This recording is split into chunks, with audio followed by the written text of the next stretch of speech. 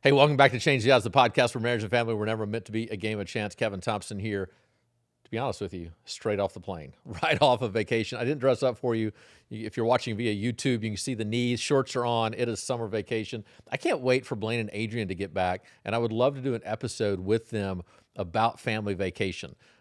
Jenny and I were just out of country. Our son had his kind of senior trip. We went to chaperone it. It was interesting. He and I had a great conversation at one point yesterday in the airport about what it feels like for him as Jenny and I navigate through an airport. So fascinating, the stress that it can create and cause. Jenny and I are fine, but it's creating a cortisol rise is what he talked about, typical 18-year-old language these days. That would be a fascinating episode of what do family vacations, those dynamics actually look like. But very little sleep. Happy to be with you today. We get in late last night, 10:30 last night. Just go to bed. I've been up for 24 straight hours. Wake up this morning as energetic, as happy as can be. Go downstairs, start rifling through the mail, and look at what I found. The very first copy, the physical copy now of The Creation of Us actually in my hands. The book comes out as I'm recording now. It comes out I think it's like 2.5 weeks, maybe 2 weeks from now. Pre-orders are already happening. Don't forget, if you pre-order, have a chance to win a marriage retreat in Napa with us. So go to Amazon, pre-order, and then you can message me that you have already done so. But I like the cover. I think it works well. Picture is small enough that it's not going to scare anybody off.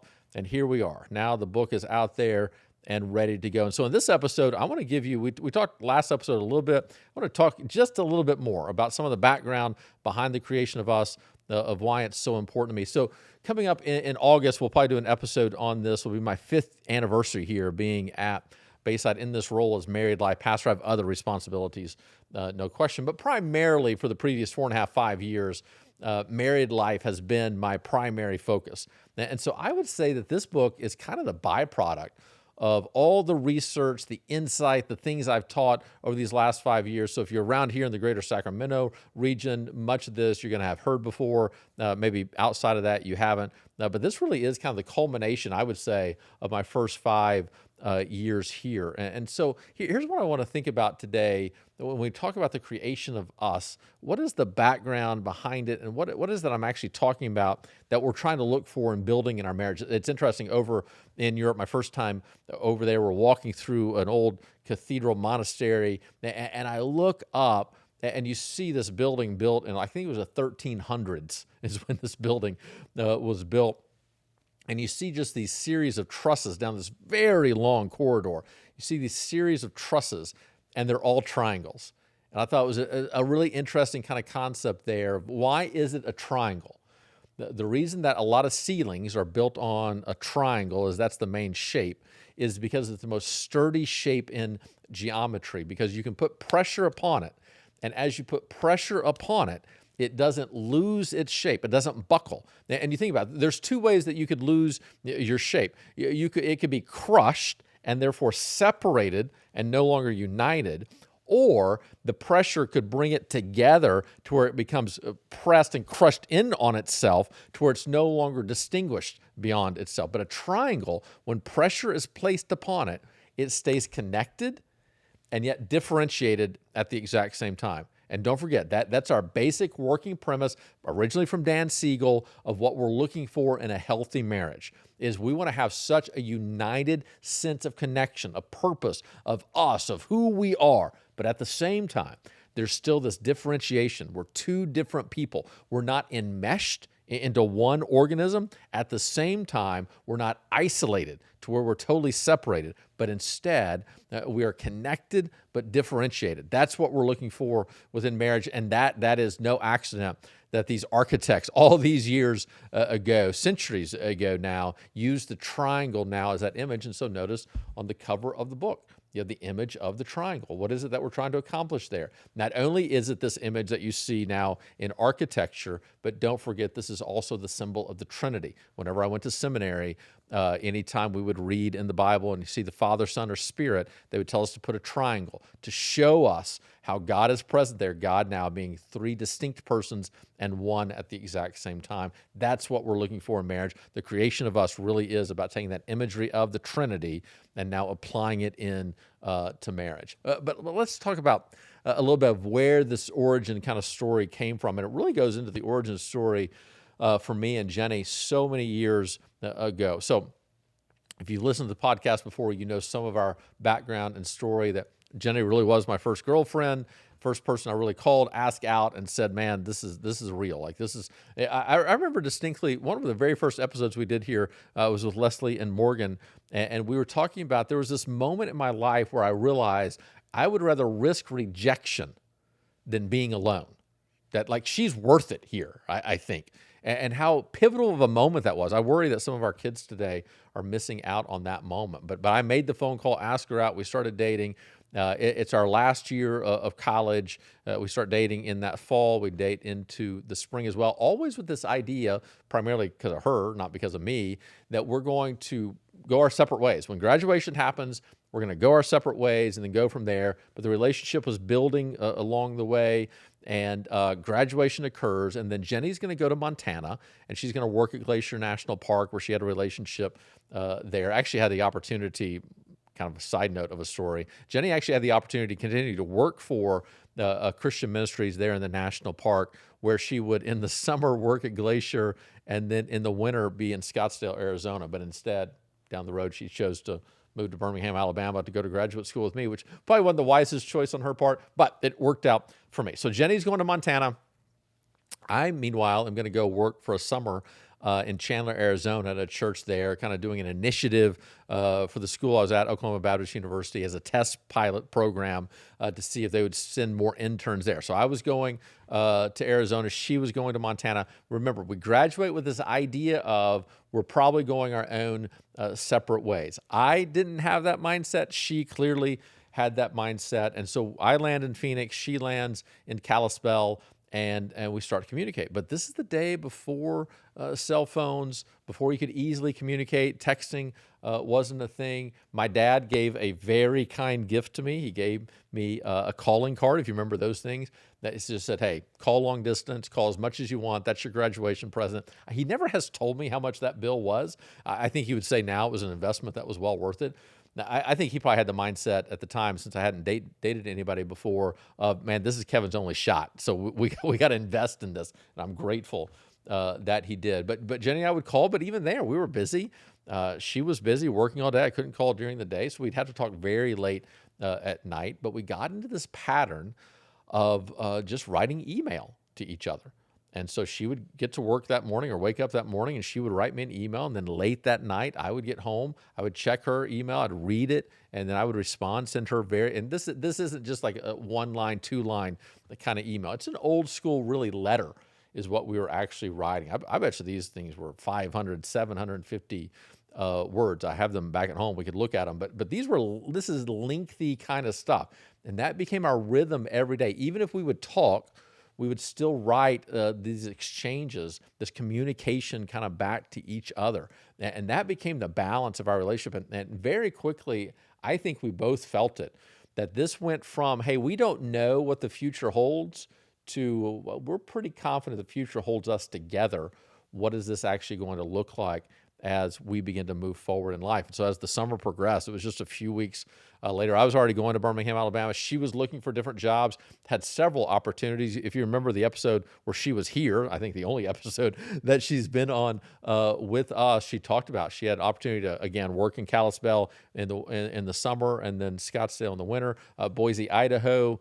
The Florida Keys was a job opportunity for her.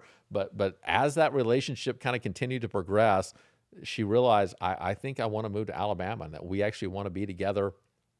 I was already thinking marriage was kind of a done deal. I think it took her a little bit longer to get there, but not very much. And then life kind of went from there. And what's fascinating to me is I don't know where our relationship would be if it wasn't for those letters, if it wasn't for that time together and just the experience of sharing. And this is why I say, actually, in the book, there's a power, I think, in distance, that I don't want you to be distanced for too long by any means, but I think there's a pivotal moment in a relationship where it's probably a good idea for a couple to experience some physical, geographic distance, because in that, you might be able to tell some things that when together you can't tell, and that is, does that distance drive you closer together, or does it drive you apart?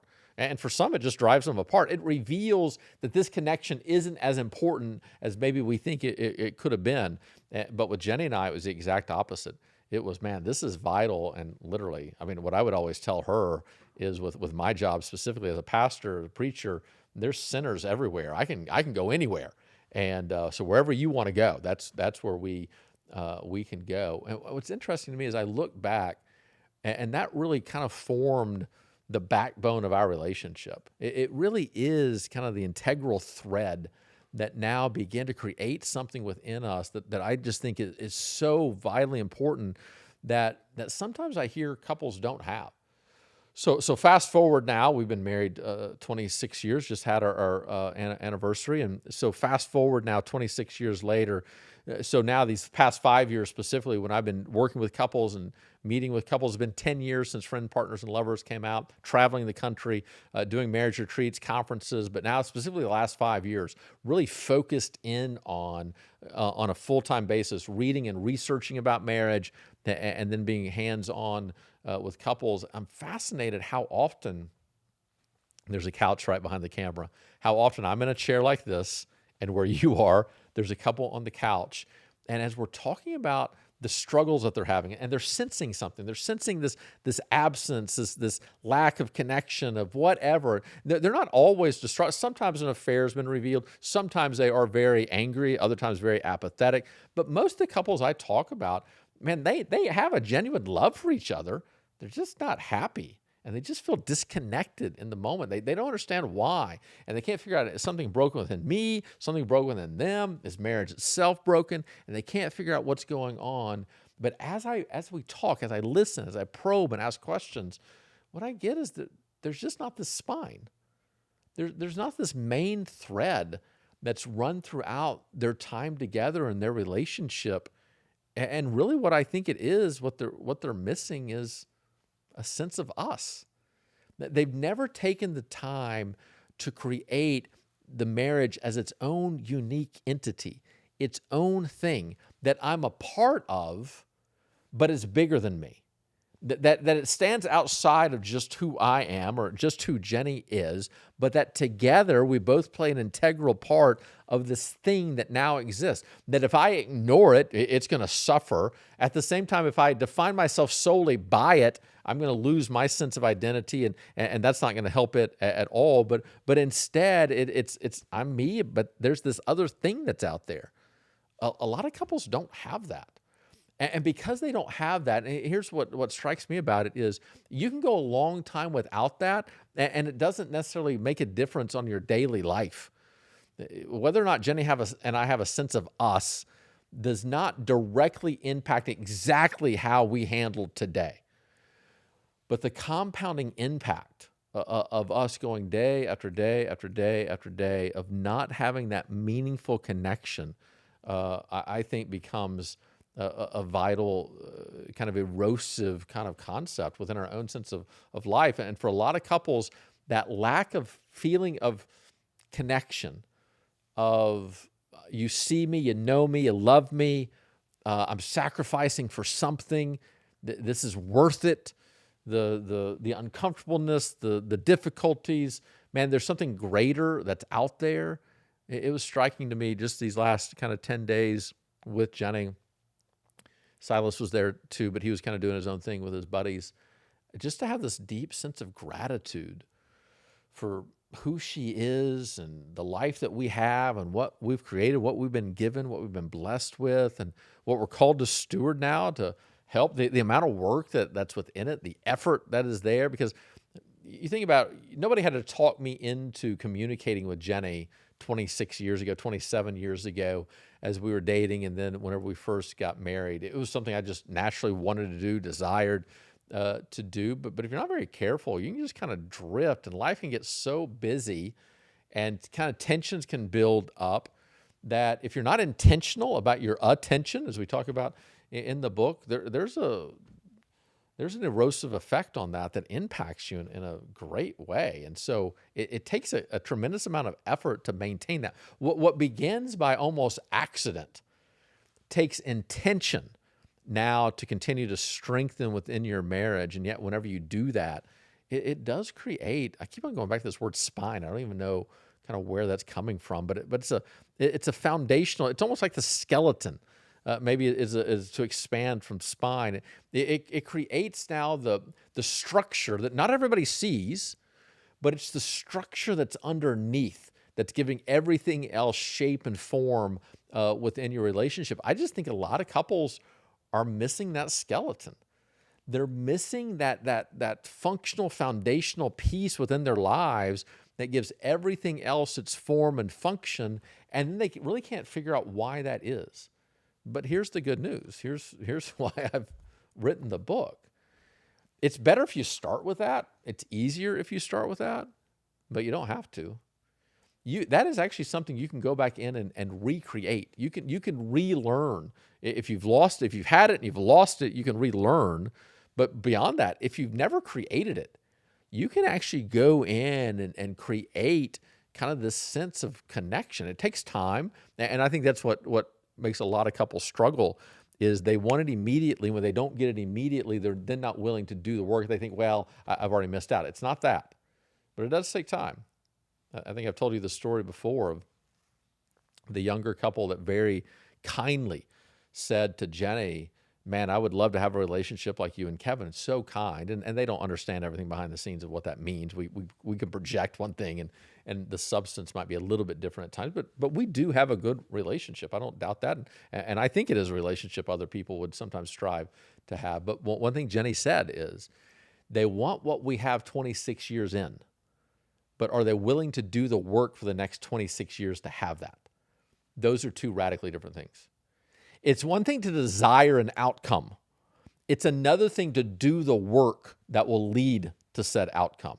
And my question for you today is, if you're in a serious relationship, not just do you want the outcome, I think everybody wants the outcome. Are you willing to actually make the choices on a regular basis and to do the consistent hard work that will lead to the outcome that you desire? Or will you fall into kind of the cultural trap of, well, it's just the flip of a coin. If I get it, I get it. If I don't, I don't. Because then you won't. And then you'll just keep on writing the story. I just was unlucky, I guess. It just didn't happen for me. Instead of two people now, and it does take two, it can't just be one, but two people now actually doing the work to make that happen.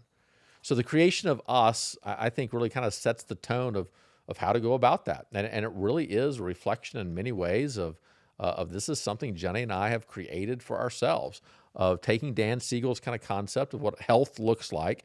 It said, all right, it's linkage and differentiation. Jenny and I, two different people, we've nourished that, both of us, continue to grow in our careers, who we are as people, and who she is a mother, who I am a father, individuals, within our own spiritual lives. Those things are continue to be valued and nourished and loved and built and grown. But then at the same time, we're then connected. And we create this other entity that's out there, and we invest in it, and we work on it, we value it, we treasure it, we appreciate it, we guard it, and all those things are at play all at the exact same time. So let me just kind of walk you through very quickly kind of what the book actually looks like. And don't forget, you can go to Amazon, pre-order there is probably the easiest. Books A Million to Barnes & Noble. Anywhere you buy books, you can probably go online. It may not physically be in the store, but you can go online and pre-order it. And by the way, the more you pre-order it, the more it actually might end up being in that store, which is why that's so important to me. So here's kind of how I lay out. It's 12 chapters. So it begins with an introduction of the work of becoming us. And I just kind of lay out what the book's intended to be, about how this book actually, by in and of itself, just reading the book can't greatly change you. However, it can be like an appetizer at Sam's Club or at Costco to give you a taste of what can be. And if it then changes the amount of work that you do, then it truly can be life-changing. It's one of the great honors of my life, as people come up to me and just thank me for something I've written about how it's changed his life. The writing itself didn't change their life, but it put them on a course by which they changed their lives and God changed their lives. And the book or the writing or the podcast or whatever was just kind of the initial kind of instigation of what that looks like. So then in chapter 1, I talk about the creation of us. I talk about this issue that a lot of people don't have it. They don't have this sense of what it actually means. And so I set out the basic premise of we're looking to create an entity that we're a part of, but that's bigger than us. And so to work through this idea of the difference between the dangers of just being isolated or being so enmeshed. And so I kind of set forth the idea of what that triangle looks like. In chapter 2, I talk about the health of us. So then we're going to define, what does a healthy marriage actually look like? It's an intriguing thing to me. Imagine if I walked in to my doctor. I have a doctor's appointment next week. Imagine if I walked in to my doctor and the doctor said this. So, well, you're not actively having a stroke. You're not actively having a heart attack. And your blood work says you do not currently have cancer that we can detect. You're completely healthy. Well, is that how we define health? Is health solely, oh, you're not having a heart attack, you're not having a stroke, you currently don't have cancer that we can detect, then you're a healthy person? No, that's not how we define health. Health is beyond that. Now, we want those things not to be present. That's important, but health is beyond that. But it's interesting, whenever it comes to marriage, for most of us, for many of us, oftentimes the way we define a healthy marriage is, well, we're still talking to each other, we're not currently divorced, as far as we know, nobody's having an affair, we must be good. It's more than that. A healthy marriage is more than just bad things aren't happening. It's also this sense of we do feel this connection, this gratitude, this appreciation, this growth that is taking place, this meaning and value to our lives and to the lives of others. That's what a healthy relationship looks like. And for many people, they can't even define what a healthy marriage looks like. And if you can't define a healthy marriage, how can you go after it? Chapter 2 defines what a healthy marriage looks like. Chapter 3 then shows what are the barriers to that. What prevents us from experiencing the health that we now desire? Because I guarantee you, when you read chapter 2, you're going to go, I want that. That's actually what I'm looking for. And I hope that I probably don't tell you anything new, but instead I just give language to what your longings have always desired. And so it gives you an explanation of what you've always wanted. Chapter 3, the barriers show us, all right, what prevents that from happening? We look kind of internally at some of our own personalities. Obviously, attachment is always going to be an issue with me. We also look culturally at what's going on in this culture that so values individualism that can hurt the idea of a healthy, submissive kind of connection in relationship. And then, of course, in chapter 4, we get into some of these foundational issues now you've heard me talk about the first floor of marriage where the connection takes place. And so there is a chapter on attachment. If you've read Love Styles, you can skip through chapter 4. I've written different stuff in it. It's not the same thing. Editors won't let me write the same thing. So I do have a different spin on it. Love Styles is a little bit more in depth. We could have more pages to cover in it, but I think there's a good overview of attachment here that would be useful for people, and maybe they'll go on to buy Love Styles, and that'd be good for me too. And then in chapter 5, we get into what I think is the issue of our day, which is the issue of attention and how our attention is being pulled so many different directions. If you want to build and create an us, you're going to have to direct your attention within tension. And then maybe these are my favorite chapters are right here in the middle. They always say whenever you write a book, make your favorite chapters the first couple. But actually my favorite chapters are probably chapters 5 and 6. So chapters 5 is attention. Chapter 6 then is the rhythm of us. It is these daily patterns that we can be creating, and beyond daily. I mean, we just got back from vacation. That's a rhythm for us. On an annual basis, we try to get away where Jenny and I can invest time with each other to reconnect, to back off of the busyness. And there's some rhythms that are here. I talk a lot in this chapter about the myth of work-life balance and the true opportunity that we have to now live in the midst of healthy rhythms. Then chapter 7 talks about the healing of us. One of my favorite chapters as well that a lot of people don't think about, that Jenny and I, as we love each other well, that has a healing impact on our souls. It is not my primary job to heal Jenny. It is a natural byproduct that if I love her well and she loves me well, she will be transformed. And the same is true for me. So it's not her job to heal me, but she does play a role in my healing as she loves me well and I allowed myself to be loved well. And then the book ends, chapters 8 through 12, then become the really practical issues that you would expect in a marriage book. You've heard me talk about previously that where I think a lot of marriage books get wrong is they just go immediately to this presenting symptoms and issues, and they go to the second floor and they miss the first floor. I reverse that process. I talk about the foundational issues, and then in the creation of us, we get into the basic issues. Chapter 8 is on the issue of communication, so integral to a healthy marriage. Chapter 9 is on the economy of us. So I'm talking about money, but I'm talking about more than just money there. I'm talking about how do you organize your resources as a family, as a couple, as individuals, in a way that's going to help bolster everybody that's involved instead of become a real point of contention. Obviously, money is, Gottman says money is, I think, the number one presenting issue for a couple who is about to divorce. Chapter 10 then is about sex. It's about intimacy. Obviously, we can't write a book on the creation of us without talking about that. So it's intimacy both in the bedroom and outside the bedroom. Chapter 11 is probably the chapter that most people will ignore. And yet what I think is one of the most important chapters in the whole book. It's about the decision-making of us. Many couples never think through how do we as a couple make decisions. And if you can work on the process of how you make decisions, which decisions are made individually, which are made together, how do you go about making those together? After a decision is made, do you make sure that you don't go back and second guess or doubt or judge your spouse for what decision was actually made? If a couple can navigate that, there can be so much benefit from that. And yet most couples never think through how do we make decisions, which means they're still making decisions, but they haven't processed through how to make those decisions and then the damage that is done there. So chapter 11, I think, is the sleeper chapter.